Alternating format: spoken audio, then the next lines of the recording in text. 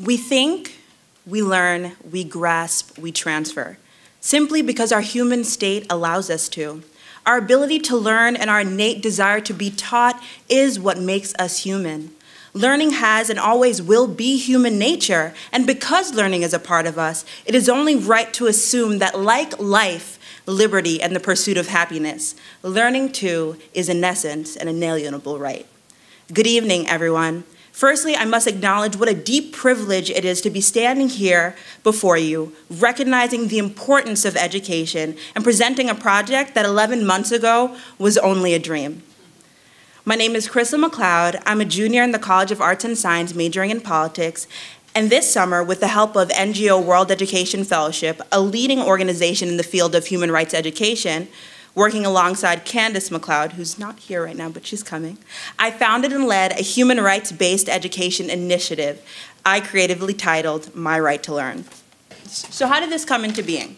My experience as a low-income youth in a single-parent household birthed a desire within me to take a hands-on approach to addressing the issue of unequal education in the United States.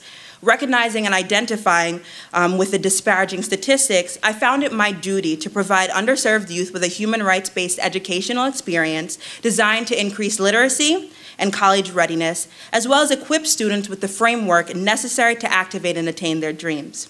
With the help of the Gallatin Global Human Rights Fellowship, World Education Fellowship, and quite recently the Dalai Lama Fellowship, My Right to Learn, Daring to Dream, and Doing Your Dreams was born. Though, however, this mission upon face value seemed impossible, I refused to accept failure. So these are a few pictures of everyone who is a part of our team. So through lobbying NYU administrators to allow the youth and staff of my program classroom access throughout the summer to accommodate our efforts, and working with and on behalf of NYU faculty members to engage in research that would prove to benefit the program's curriculum, my small dream developed into reality. I am proud to report that this summer marked the inaugural session of My Right to Learn. However, though confident in my abilities, I knew that I could not do this work alone, but needed a team of exemplary, human rights conscious and socially conscious individuals who could add on their expertise that would ensure the successful execution of the program. So I actively recruited and developed a team of undergraduate and grad students, 11 of them whom were NYU students, and I must say, I don't want to toot my own horn, but my team was pretty awesome. From Gates Millennium Scholars to the sophomore CAS president, to some that spoke more than 6 languages, to reps from the Assistant Attorney General's office, our team was comprised of some pretty admirable individuals. Not only did 4 of them lead our core classes in human rights, literacy, college readiness, and economics, but these students created our website, social media pages, organized and sent out invitations for our opening and closing ceremony, and were able to put up with me, which I must say is not easy, though I know I seem great.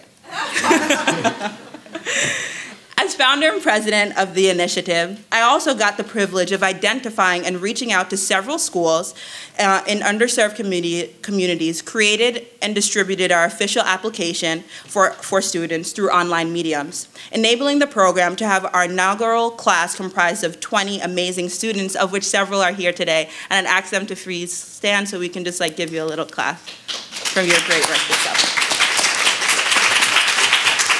Thank you. So our vision.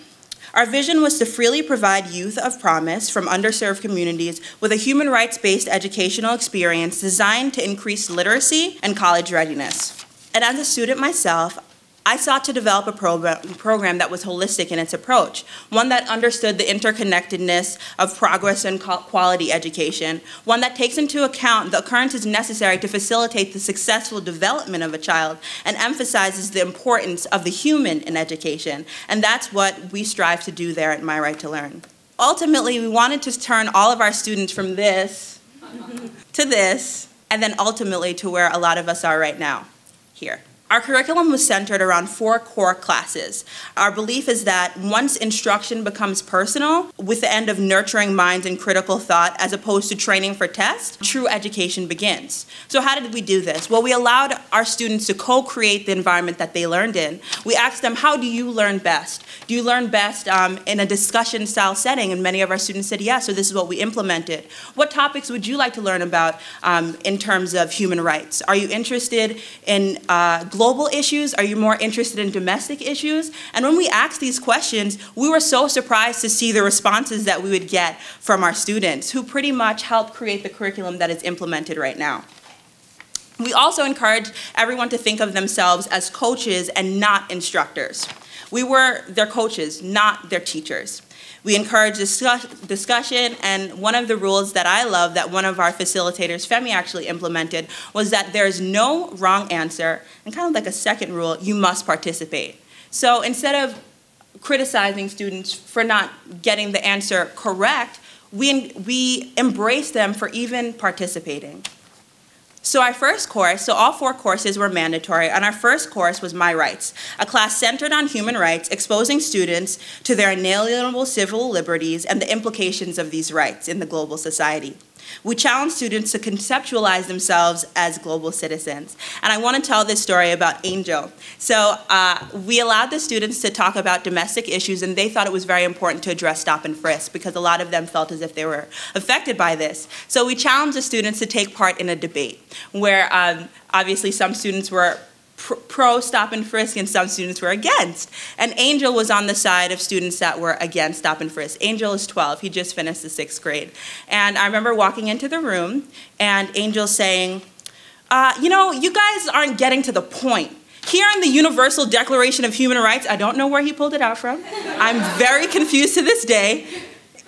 And he was pointing to different articles and saying, basically substantiating his claim. And no one would think, like I wouldn't think, how can a 12-year-old do this? How did they make those connections? But we challenged all of our students to do the same. And we were so blown away by the brilliance they exhibited each day. My Right to Truth was a class centered on the socioeconomic trends affecting students of color, and was a class I actually did personal research for on the wealth gap. And we taught our 2 groups of students, some younger and some older, about these economic trends that they had no exposure to. This is Kayla, one of our award winners at our Dream Gala. My Right to Literacy was a class on literacy. And one of the things that I think is so important, and one of the poignant failures of our greater society, is that we're not teaching our students how to articulate what they've consumed. And that's what we challenged our students to do in this class. Not only reading, not only writing, but actually understand what it is that they're consuming. This is Alexis, she was another award winner at our ceremony. And My Right to a College Education originally was going to only be mandatory for our older group, but it ended up that most of our young students wanted to take this course as well. And so this was a class where we equipped students with the tools necessary to think about college and what's going to be really important in the college application process. All of this was leading up to our Dream Gala, an idea I had since the inception of the program to properly congratulate and honor our students for their amazing work this summer. By the end of the summer, we gained the respect of numerous NYU administrators, including the Assistant Vice Provost of Diversity and a New York Assembly member who attended the Dream Gala and congratulated our inaugural class. And we had over 120 guests in Kimmel, all to congratulate and support our students. But most importantly, we made an indelible impact on the lives of 20 underserved students, and that to me is a success. So without further ado, welcome to your right to learn. Thank you.